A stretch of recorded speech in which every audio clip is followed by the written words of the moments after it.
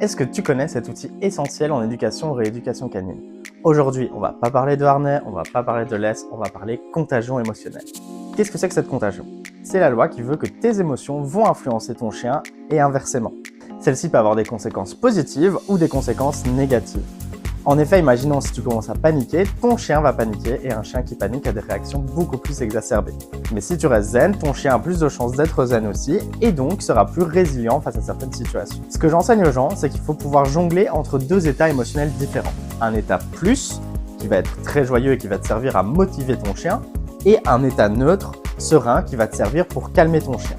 L'état plus, on va plus l'utiliser chez des chiens craintifs, voire pour accompagner un chien dans une phase de jeu, tandis que l'état neutre va servir à plutôt contre-conditionner les peurs de ton chien. En effet, un chien réactif, par exemple, a plus de chances de se débarrasser de sa réactivité avec quelqu'un qui s'est resté calme face au stimulus, plutôt qu'avec quelqu'un qui commence à paniquer. Donc c'est très difficile et il faut beaucoup d'entraînement, mais n'oublie pas d'essayer de rester zen quand tu sors avec ton chien.